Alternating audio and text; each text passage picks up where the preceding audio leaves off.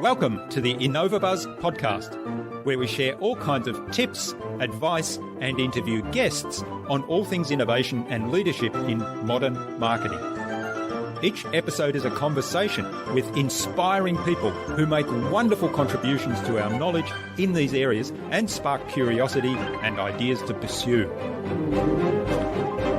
Join me, Jürgen Strauss from InnovaBuzz, and let's get into today's masterclass on this InnovaBuzz podcast.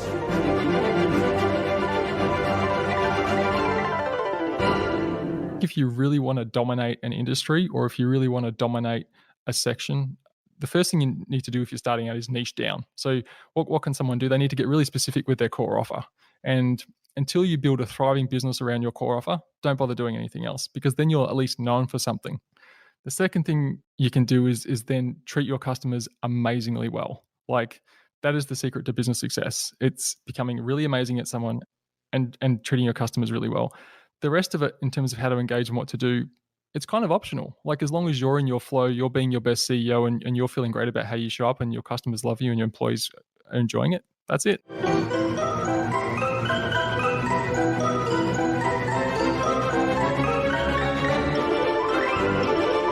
Hi there, Innovator. It's really great to be back with another episode of the InnovaBuzz podcast. I hope you've had an awesome week so far. I trust too that you enjoyed my recent conversations on the podcast with the author of Creativity Over Perfection, Heather Lee Dyer, and change consultant Bob Dick. I'm really excited to have today on the InnovaBuzz podcast as my guest Rich Everett, who is a high-performance mindset and business transformation coach that works mainly with CEOs to transform their business and life beyond what they imagine is possible. Rich is also founder and CEO of the Yoga Mat Company and has been an avid practitioner of yoga for a long time. He has a background in IT and in change management, and now is all about driving tangible, aligned business results and helping his clients own their inner game for true happiness and success. He helps his client step into their version of extraordinary, breaking free from busy and making more money with meaning and creating a lasting legacy in business and life. A quick promotional message from our sponsor, InnovaBuzz, where we help coaches and consultants build their professional credibility, engage their target audience, and connect with their ideal clients. To help you get clarity about who your ideal client is, take a look at our Marketing Master mini class, where in less than 30 minutes you'll gain that absolute clarity on your ideal client and how you can communicate with them to build and strengthen an engaging, enduring relationship. Access the Marketing Master mini class at innovabiz.co/marketing master. It's completely free and you don't even have to give away your email. In our discussion today, Rich talked to me about how being congruent through confidence and authenticity makes everything easier, how our patterns and beliefs predetermine our results, and why you need to transform yourself first in order to transform your business and life. Without further ado then, let's fly into the hive and get the buzz from Rich Everett.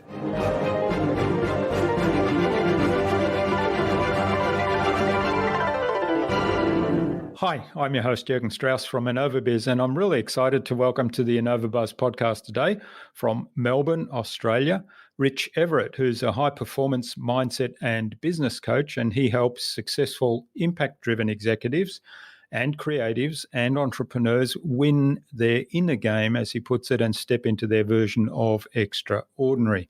So welcome to the podcast, Rich. It's a great privilege to have you as my guest. Thank you so much. I appreciate it. Jackie Jubb, who was our guest on episode 216 of the InnovaBuzz podcast, suggested that we have a conversation with you, Rich. So a big hello to Jackie. Thank you, Jackie. Appreciate that.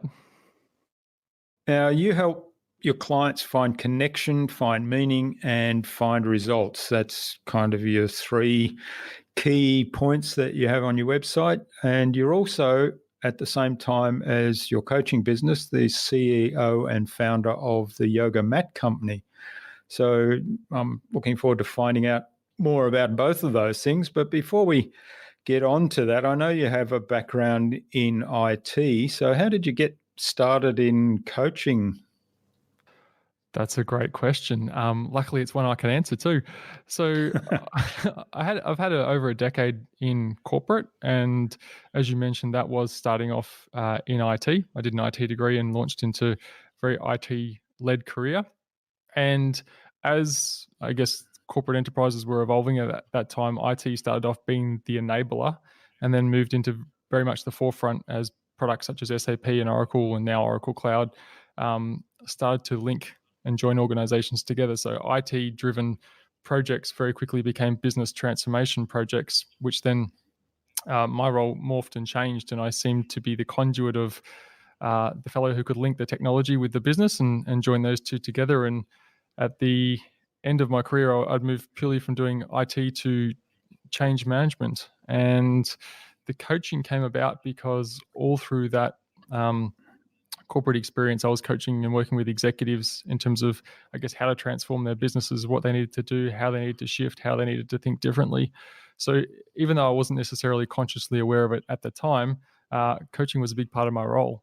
And it wasn't until I sort of went and did a postgrad at Swinburne University in coaching that it really clicked for me. And I went, yes, this is my thing.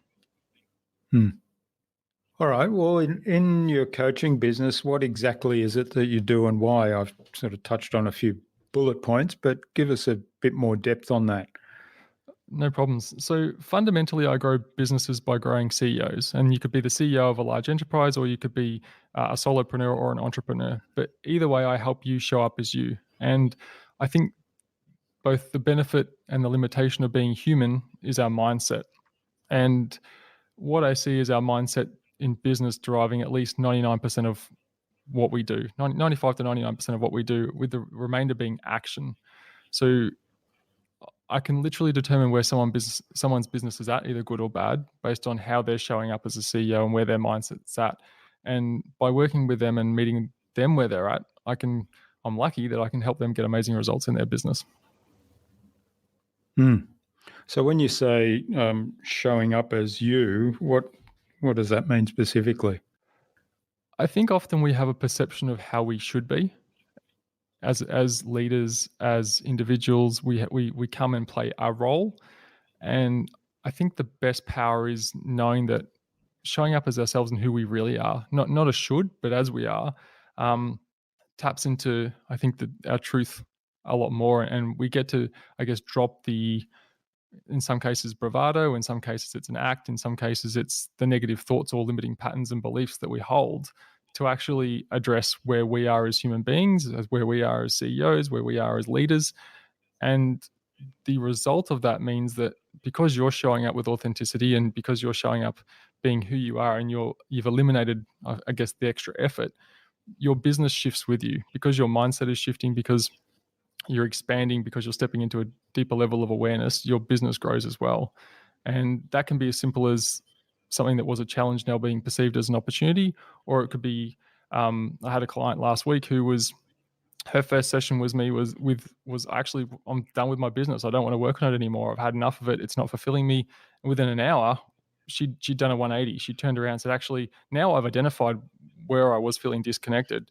I'm actually more invigorated to get into my business. And within 48 hours, she landed an extra $40,000, which to her was a huge amount of money. So, I've also had executives come into me and say, look, I've got these massive challenges around business transformation. I'm looking at having to spend $40 million.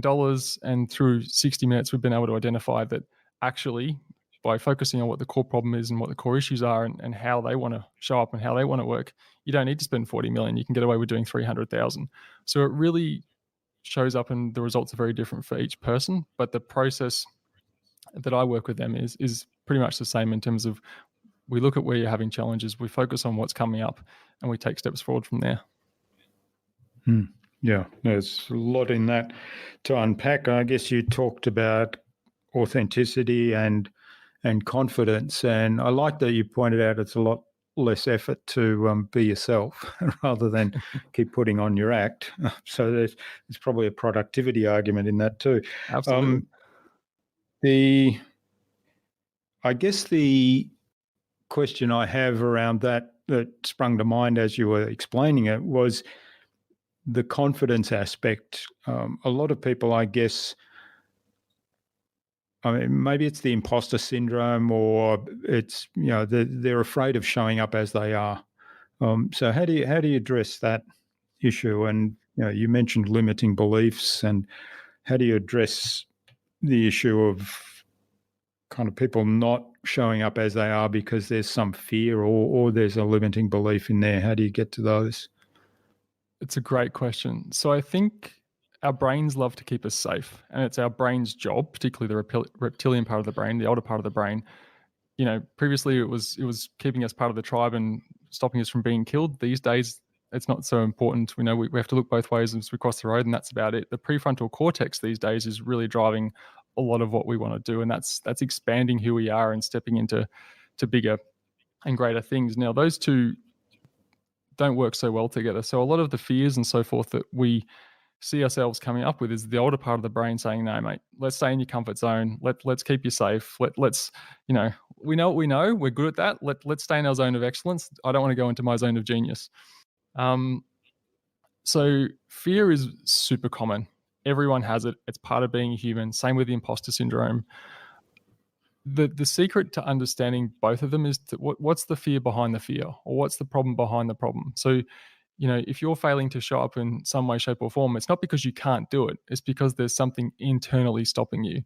And, for someone who's afraid of public speaking, it's a fear of visibility. And then what's the fear behind that? So there's always two or three things going on that will give someone a reason to show up or not to show up in a certain way. So imposter syndrome is something I work with my clients on a daily basis, and it doesn't matter how successful you are.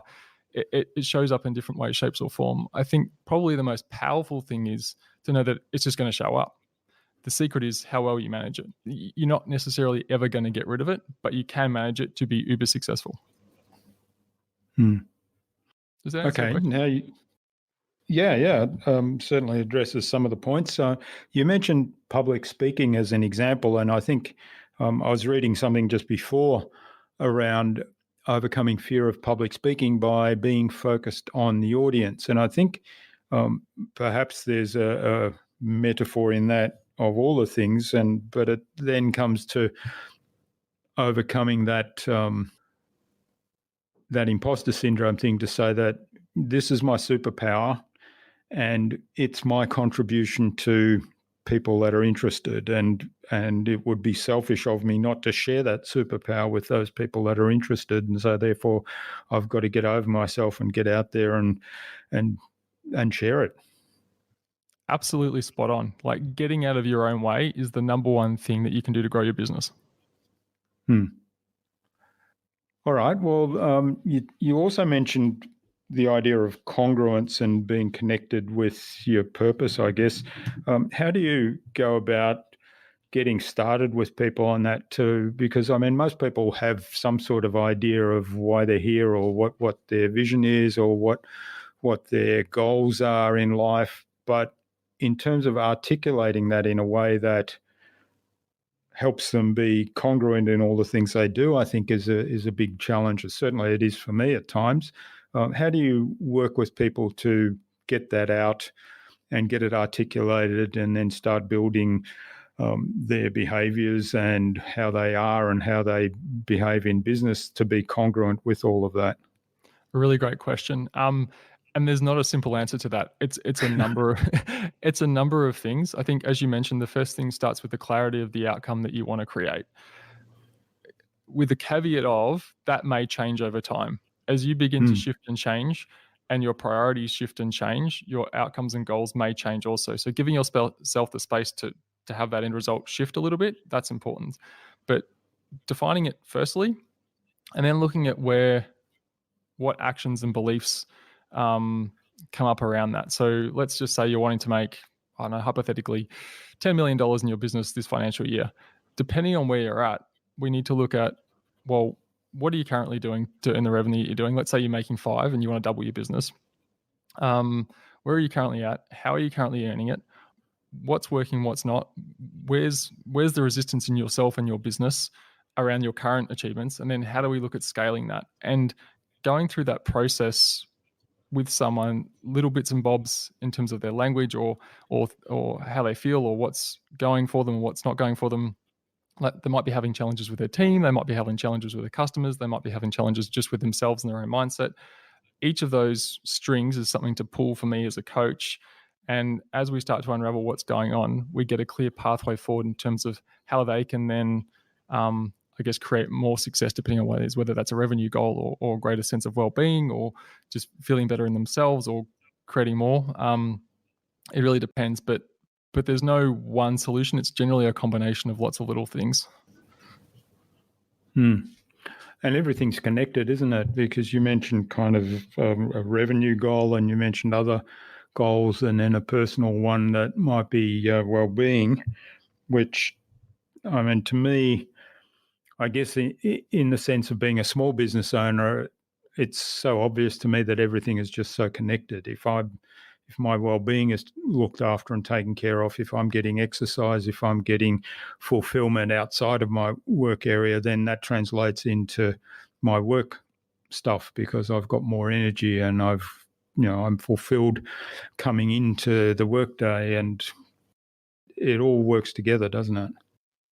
Absolutely. And I think that's probably a newer way of thinking. I think particularly a lot of management consultants and coaches a couple of decades ago used to have a lot of separation between church and state, so to speak. Business was very, very separate to life. I tend to have always looked at things holistically because you're the same person in both. Like, yes, they're different, but you are still showing up as you. It might be a different part of you, but it's still you.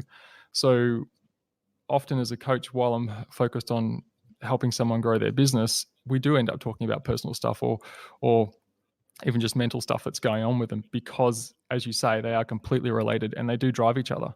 Success in one will definitely impact another area. So for my clients, often because they're feeling better in themselves, they're feeling more secure in their businesses because they're starting to drive better results because their confidence is improving, their relationships in their personal life really start to blossom because they're feeling less dependent on people. They're removing codependency and they're beginning to see things in a different way. How the shifts that they're seeing in their business and how they're viewing their clients, their customers, their employees, themselves, that translates over to the home life as well. So it is quite a powerful transformation process.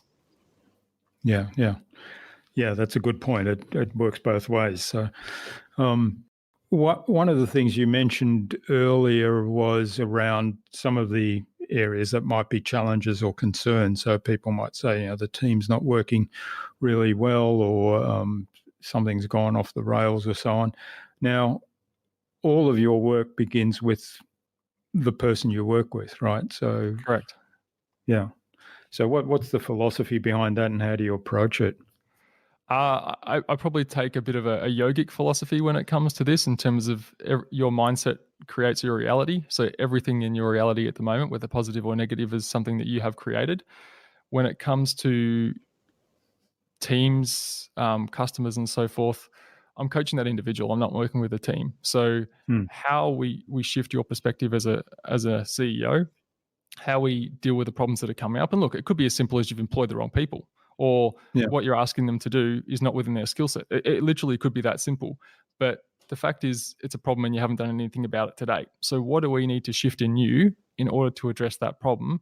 And how is that problem therefore impacting your greater business? And where else is that occurring for you in your business? So that there's a reason why you've put that person in that role. And often we're finding people that have had issues, sometimes even from childhood, they're still selecting people or filling those roles that they needed to fill in childhood. They're still filling them in their organization. So often, you can look at having effectively a 3-year-old running your company, which is the 3-year-old you that got stuck in a pattern is still running your $50 million company today. And it's unconscious. So yes, you're an adult. Yes, you're walking in as a CEO, but the patterns are still there in some cases. So we really need to pull and understand as to why things are popping up and how they're impacting your business, and then work to address them. Yeah, well, I think there's a school of thought that says that that inner voice that is there to keep you safe, that you mentioned earlier, is actually the 3-year-old that still lives inside you, that most of the time you keep it suppressed because you're an adult and you think that's got no place here in this world right now. Absolutely. And I think there is, we as humans put timeline on it, but our biology doesn't. Yes, we age, but the brain is still the brain. It's more or less the same brain. Okay, you've changed cells, but the wiring is still more or less the same. So until you actively and consciously change your habits and change your beliefs and start to put different actions in, your wiring is not going to change. So we almost have to work backwards in order for the brain to catch up to where you want to be, which is why, it's why people get coaches, because to try and change in your own head is very, very challenging. And you're limited by your own perception, myself included. So having a coach or having someone like a coach is a very, very powerful tool in business. Now, you mentioned yoga a moment ago, and I think you've been doing yoga for most of your life. And I'm guessing that's why you started the yoga mat company, but just to walk us through the whole yoga part of your life. Absolutely. I fell into yoga through martial arts. It was part of our warm-up and cool-down sequences in karate, and I just thought it was part of what our instructor taught, but it wasn't until a couple of decades later that I actually found it was a separate thing in itself, and learnt about the philosophy and the science of yoga, and that it's not really just about exercise and stretching. It is actually a 1,000-year-old philosophy, and all about joining body, mind, and soul. And that really resonated with me because I've always felt that there's something bigger out there. I've never really been articulated. I've never really been religious as such, but I've always felt that there's something bigger out there that I was a part of. And yoga for me helps bring that together. So when I was looking at, I was still employed at the time. I was doing my postgrad. I wanted to create a business on the side that I could be passionate about. I discovered the opportunity of, I guess, creating yoga mats, because when I was looking to buy a mat for myself, they're all toxic. They're all made from polyurethane rubber, filled with horrible things that weren't good for you. You'd sweat on them, your pores would be open on them, and you'd be sucking in all these estrogens and so forth that weren't good for you. And there was very few quote unquote healthy mats on the market. So I saw an opportunity to create a business around that, which I have done with my business partner, Megan Henderson. And it's been going really, really well. It's tough. Like manufacturing is tough, and online retail is tough, but it's been phenomenal. And we're quite lucky that we've been really, really well received by, I guess, the yoga community in Melbourne and Australia. And yeah, it's been a journey though. It's been fun. Yeah, well, there's so many people that start up a business in exactly that way, and it's fascinating to me always, because you identify a need that you have yourself, and then you check out whether there's other people that have that need, and then go ahead and put it into place, which I think is a great way to do it.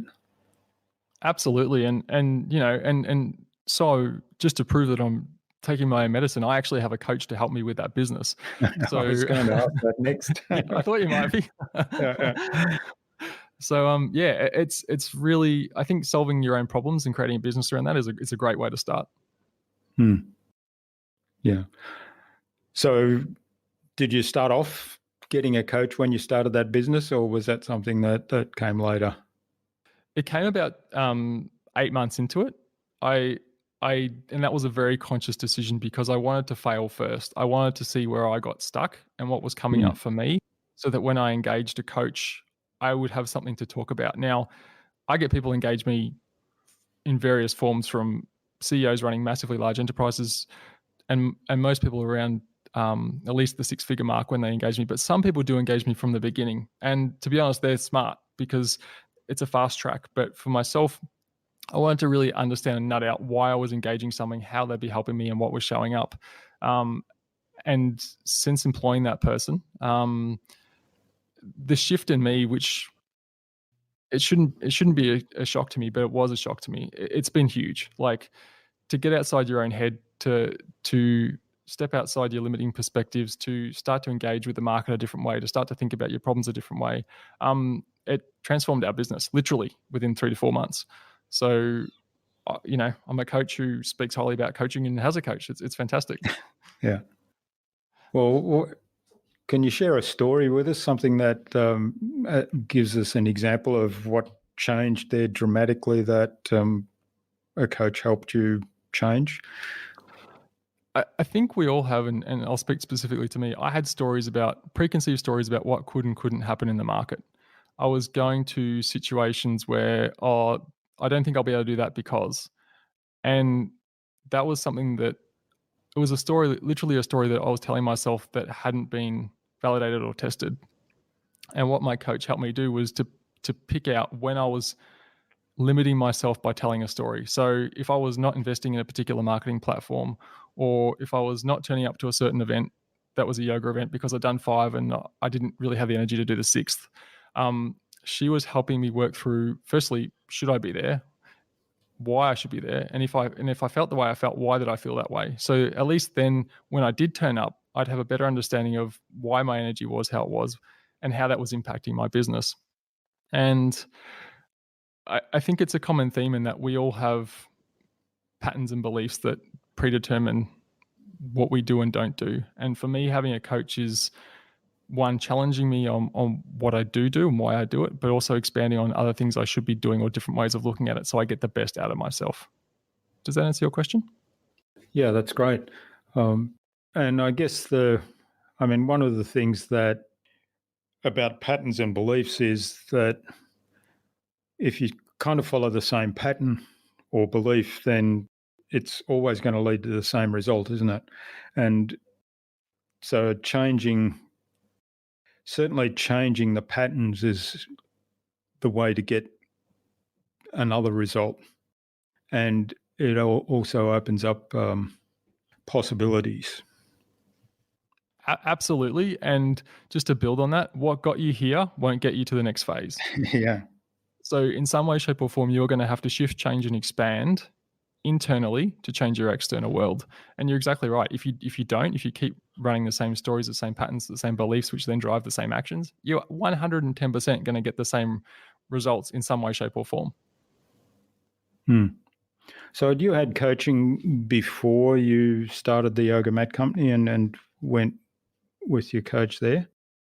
The answer is yes. I'd had one really bad coach, which hadn't, and that was for my corporate career. I was really wanting to work out where I wanted to go and what I wanted to do, and that was probably a positive experience in the sense that when I became a coach, I worked out exactly what I wasn't going to do. Yeah. And unfortunately, the coaching profession has a really low bar to entry. Like, it's hard to be an amazing coach, but to be a coach is quite a low bar to entry into the industry.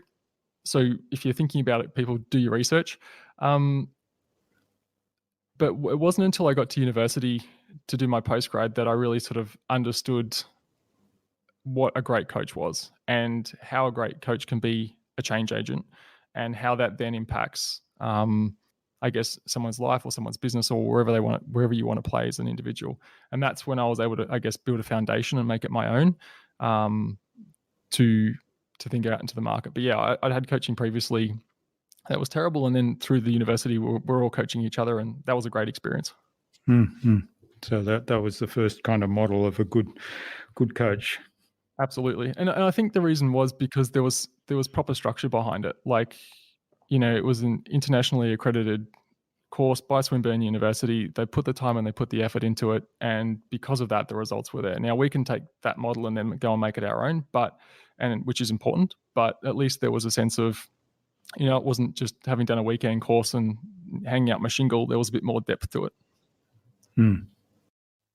All right. So I'd like to kind of shift gears a little bit here and put a scenario to you, I guess, and get some suggestions from you for the listener. So let's say somebody's got a challenge that they're facing. There's a problem. I don't know. Maybe it's they're not getting enough leads in through their marketing, or they're not getting enough conversions from the leads that they have. What would you say to them in terms of working on their own mindset around that, where they should start to explore what might be going on there, or what else they could do differently that will give them a different result? Absolutely. So, great scenario. The first step I would say is let's clarify where you want to go. So what would be your revenue goal in this scenario, Jürgen? I just made that up on the spur of the moment. I thought you might have. Revenue goal. Okay, I want to double my revenue in the next 3 months. To what? Where are you now? And where do you want to go? Okay, let's say I'm at 100,000 a month right now, and I want to get to 200,000 a month in 3 months' time. Okay, so firstly, big aggressive goal. I like that. So in terms of your $100,000 a month at the moment, talk me through the challenges that are going on in your business. So this might be a bit more of a role play than you anticipated, but where are the challenges? Where are the challenges showing up for you in terms of your customer acquisition? Well, let's say, okay, I probably have to get some real information now. Go for it. Okay, so some of the challenges are we're not being seen by the right audience or enough people in the right audience. And when we are, we're not really getting their attention or interest. Okay, so who is your right audience? Well, the right audience are business coaches that service the technical, industrial, and health markets. Okay, and how do you know that they're the right people? Well, because they're the people I love working with. They're the people that I've gone through the whole ideal client exercise and built that profile. So I'm pretty confident in that profile. And of the ones, sorry, I was just going to add that a lot of the clients we have are in that category. Okay, and in terms of the business coaches that have come to you that deal in that space, how have they come to you? How have you found them? Well, the majority have come word of mouth, so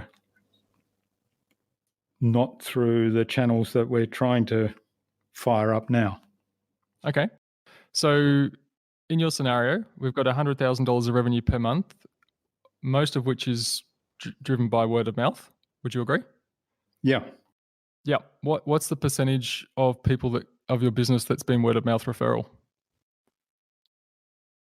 Oh, I'd say about 60 to 70. Okay. So in terms of achieving your objectives, then I think we need to look at where the momentum is. So at the moment, you've got 60 to 70% of your business coming through word of mouth. That's giving you a real cash in the bank example of 100,000 a month in your example. So I'd be questioning in terms of if your desire is to double your revenue in 3 months, why would you be investing in a new platform where you don't have momentum? Why wouldn't you be leveraging, and it's not to say you can't, but why wouldn't you be doubling down on what's already driving 70% of your business? Yeah, and that's a really great point and great question. And I think a lot of times people do get into that situation where they kind of abandon what's already working for them because they think they have to add something new, entirely new, to the mix to make a change. But it may just, in fact, be a case of just investing more energy into what's working and perhaps expanding that somehow. You're absolutely spot on. And I think the thing I like about what you've just said is you've kept the strategy simple. You're not adding anything extra to your workload. And you've identified that rather than having to do something because it's a should, which is what we touched on earlier, you can actually do something that's already working for you. So yeah, you can add an extra platform or an extra social media stream or an extra something else later on. But if you really want to achieve your goal, well, the quickest way to get you there is to double down on what you're already doing. Yeah, okay. Well, that was a great little case study. And I think it's consistent with, one of the things that always annoys me in the marketplace, the consumer marketplace is big for this, particularly in the internet service providers, the phone providers, and who else does this really well? The energy providers. They go out and chase new customers, and they give discounts and special offers to new customers. And when you as an existing customer come back and say, I'd like to take advantage of that special offer, they tell you, no, you can't have that because it's only for new customers. So they chase new business at the expense of neglecting the relationship with their existing customers, even to the point of excluding them from special deals. Which you've touched on a very passionate subject of mine, because the what I don't understand is when these, particularly as you say, utility companies are doing this, they've already got, let's say, 50,000 customers that are already paying their bills. They're providing them with a cash flow to stay alive, yet they're completely ignoring them, chasing new business. Now, look, new business is important, but as you say, why not look after your existing customer base, make those guys absolutely raving fans, and then word of mouth becomes your way of, earning new business. And then people want to stay customers. They're not bothering to look around.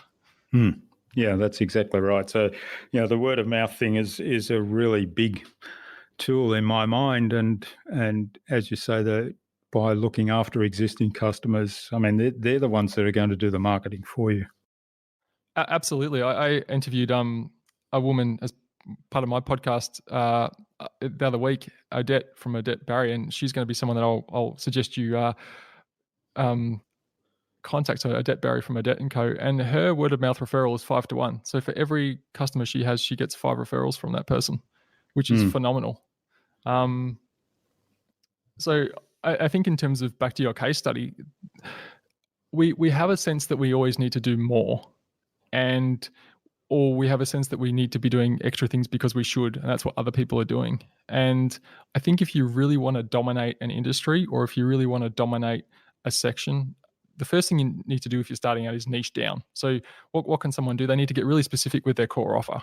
And until you build a thriving business around your core offer, don't bother doing anything else, because then you're at least known for something. The second thing you can do is then treat your customers amazingly well. Like, that is the secret to business success. It's becoming really amazing at someone and treating your customers really well.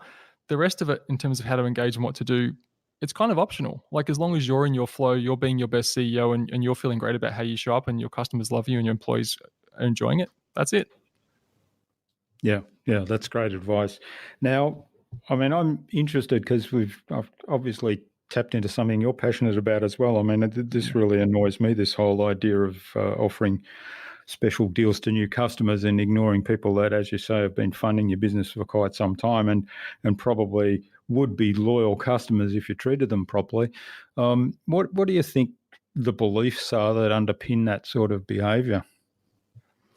There's a lot.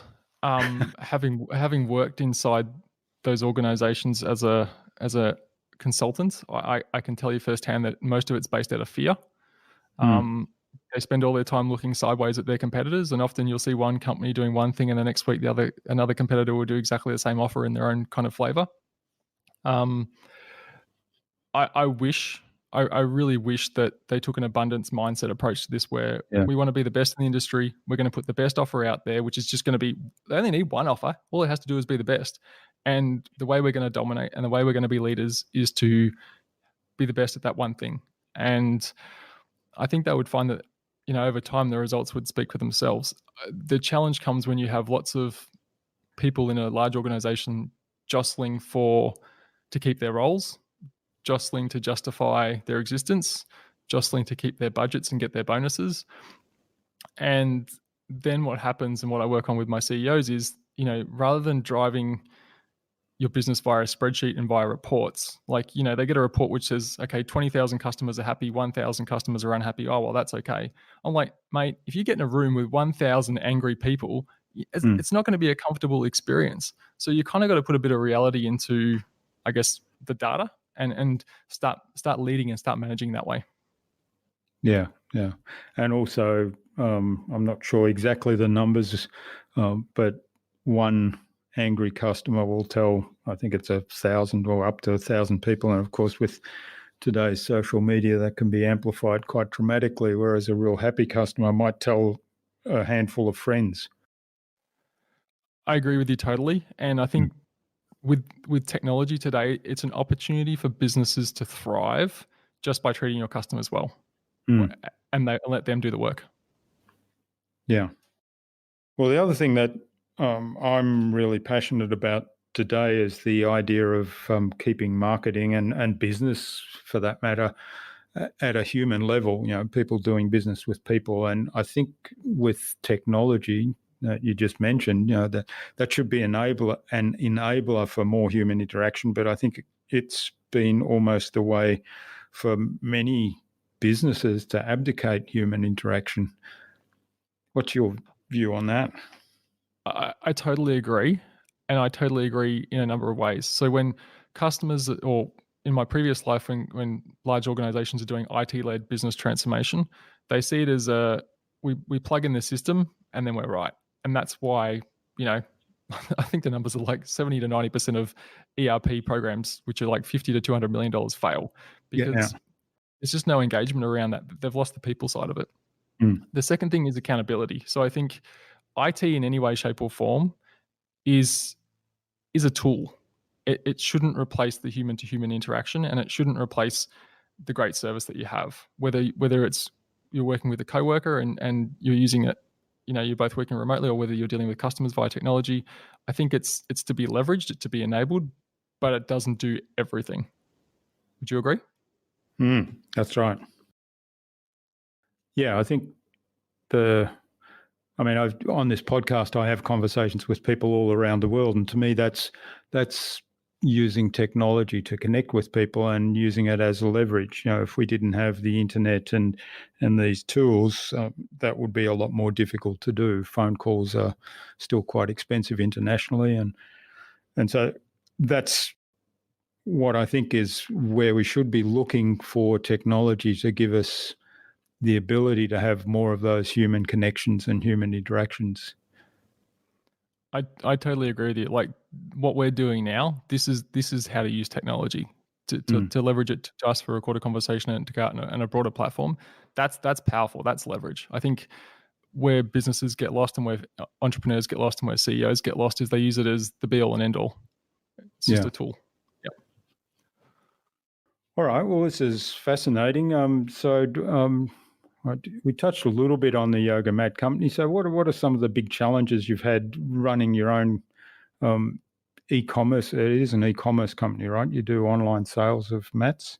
It is. It's all online retail. The biggest challenge we've had is something that I didn't necessarily foresee, which is the drop in the Aussie dollar. So all our manufacturing is done in US dollars. So we source rubber in Asia. We bring it into China. We manufacture in China, literally because it's the only place that we can do it affordably, or could do it affordably. And then we import those mats into Australia. And the biggest challenge we've had with the dollar, you know, was initially close to parity and now being in the 60 cents range, is that to us, affordability, basically. Like for us to convert Aussie dollars to US dollars and then place an order, we're almost losing money at the moment. So as a CEO now, I'm having to look at how we pivot. Do we pivot? What's the next part of the business going to look like? Do we start partnering with different brands? How do we leverage that kind of stuff? So I think the beauty of being an entrepreneur and a CEO is that the problems never stop, but it's also the challenges as well, right? That's right. I see all these things as a huge learning opportunity as well, because you sort of look at that and say, well, here's a challenge. How do I overcome that challenge? And that's a pretty big one because it's outside of your control. Absolutely. And I know the larger companies do hedging and they work and so forth and manage their currency exchanges that way. We're just too small for that at the moment. And it wouldn't be worth doing. So you're right. As an entrepreneur, this is a massive learning opportunity for me. And I think what you've said is the important way to take it. Like I could be very negative about it. I could see this as being the be all and end all and stopping me dead in my tracks. But really it is an opportunity. Look, we may end up moving the business somewhere else, whether it's completely offshore or to America or bring all manufacturing into Australia if we can find a way. But it's just a great opportunity to then start exploring those options. So you don't have any sales in the US?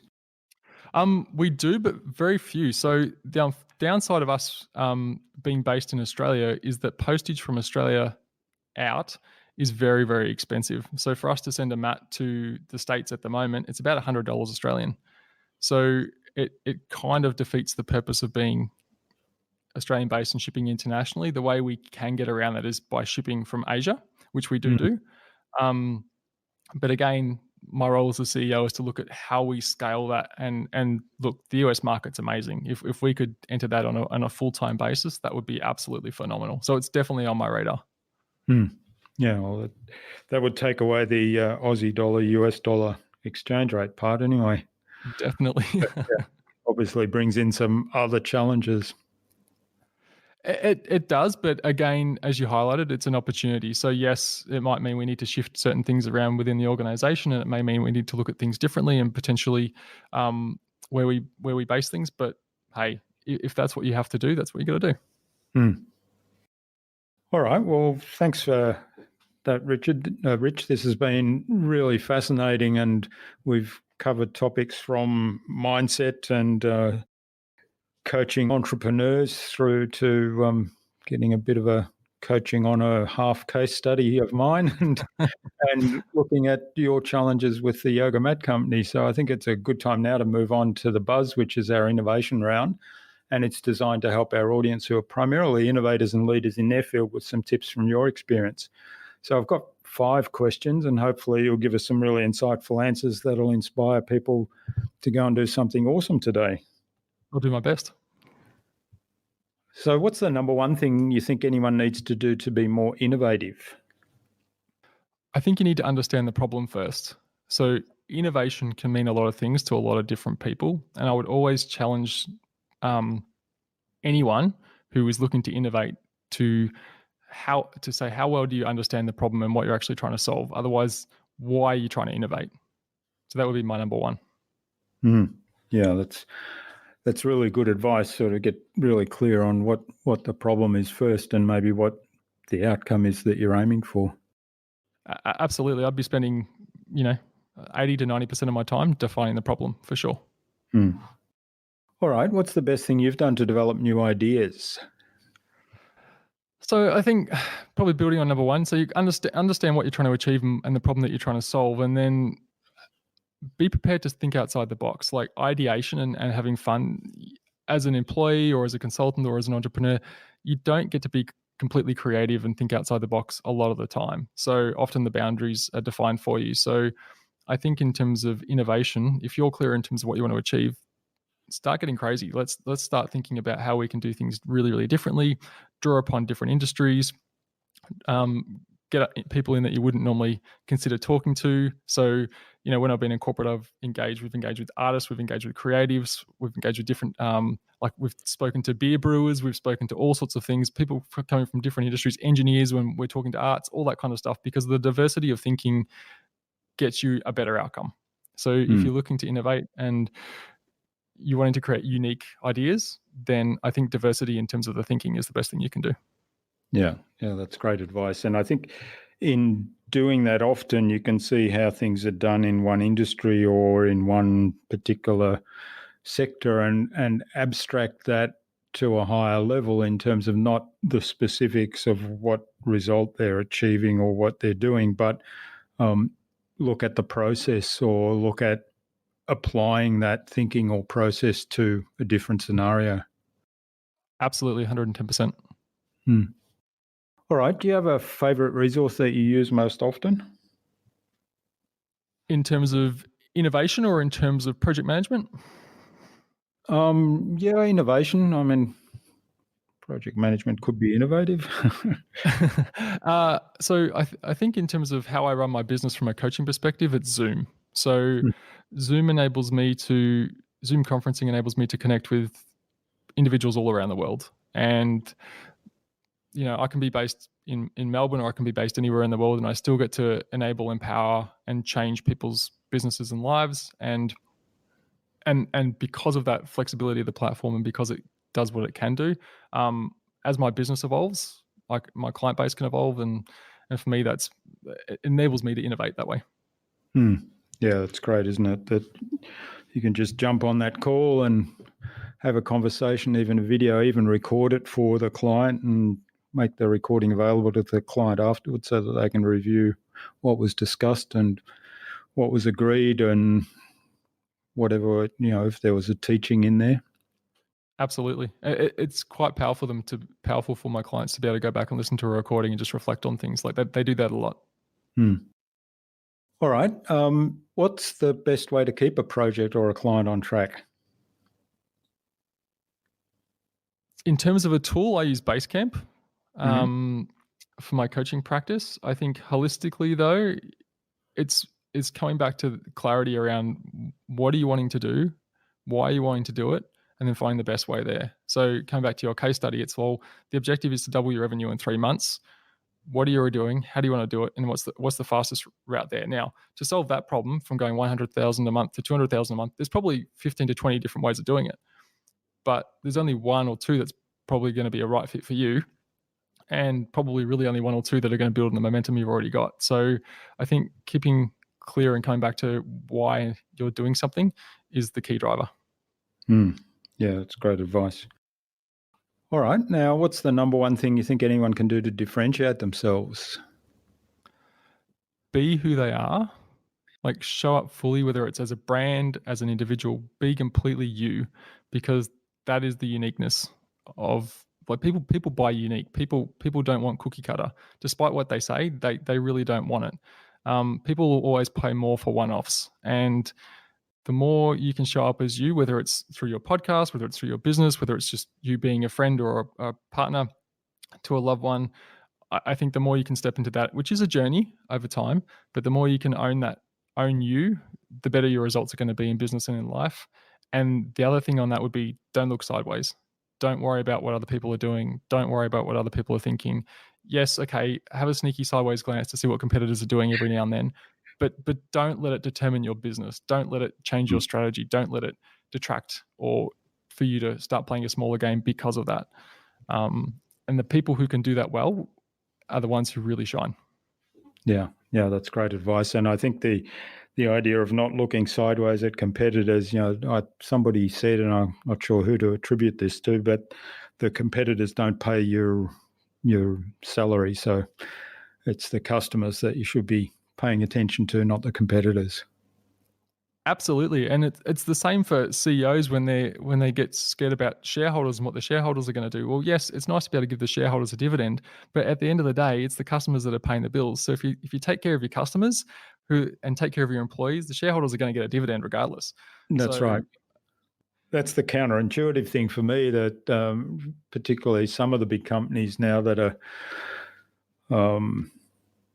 I don't know, they're overcharging. Well, the banks are a classic example because they've been in the news a lot here. Sort of overcharging customers or programs in place where they levy fees on the families of deceased people, and all that kind of weird and horrible stuff.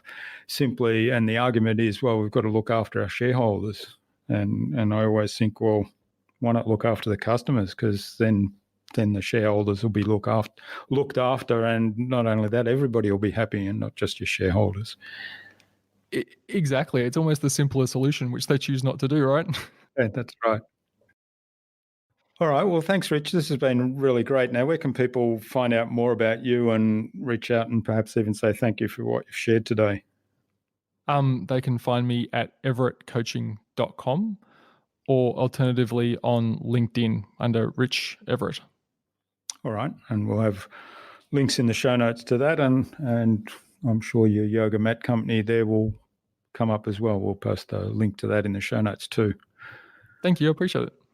So what parting advice would you give to any business owner who wants to be a leader in innovation and in their field?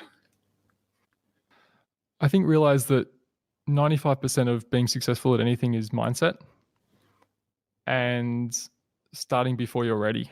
So again, going back to the imposter syndrome, it's never going to be perfect. I think 80% done in most cases is okay. The engineers out there are going to freak out, but 80% done in most cases is good enough. And the extra 20% when it comes to putting something out in the marketplace can come with time.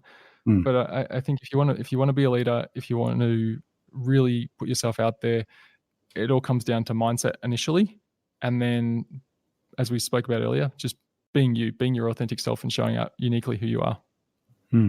Yeah, I love the start before you're ready metaphor, and particularly in entrepreneurship, where, as you say, engineering and buildings and so on might not be the right approach there, but in terms of, let's say, doing a podcast or producing a video or doing some marketing campaigns, it's often better simply to put something out there and get in front of people and get some feedback.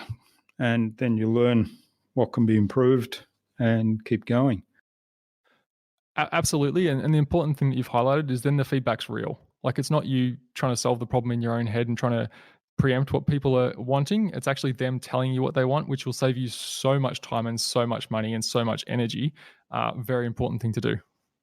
Yeah, a few people have said in relation, I think this was in relation to videos, and people worry about getting on in front of a camera to do video because they worry about how they look, or they worry about the sound of their voice, or whatever it might be. And a few people have said this, that other people worry far less about you than you might even think. Probably only 1% of what you think they worry about you.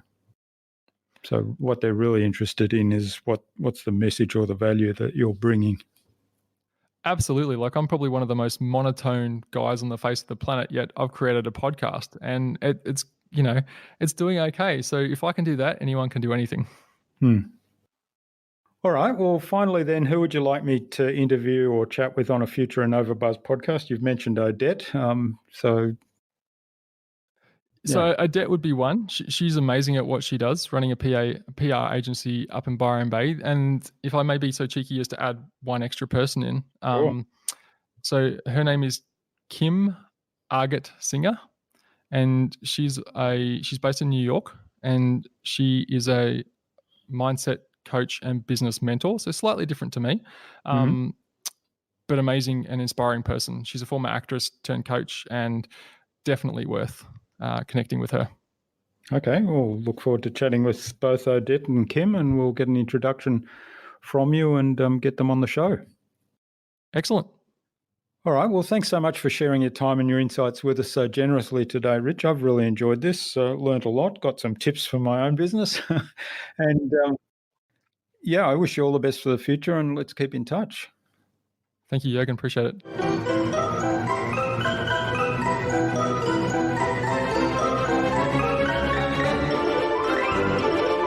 I hope you enjoyed that insightful and engaging conversation with Rich and took something away from his episode. There was so much good advice in our conversation today. My favourite part was when Rich put me on the spot by turning my hypothetical question into a fully blown case study. I'd love to know what you took away from Rich's episode. Leave a comment below the blog post, which you can find at innovabiz.co/Rich Everett. That is RICHEVERETT. All lowercase, all one word, innovabiz.co/Rich Everett. You'll also find contact information there for getting in touch with Rich, as well as links to his website, the Yoga Mat website, his social media pages, and the other resources we spoke about in today's conversation. Rich suggested that we have conversations with Odette Barry of Odette & Co., as well as mindset coach and business mentor Kim Argett Singer on future InnovaBuzz podcast episodes. So Odette and Kim, keep an eye on your inboxes for an invitation from us to the InnovaBuzz podcast, courtesy of Rich Everett. Remember to check out our Marketing Master mini class at innovabiz.co/Marketing Master.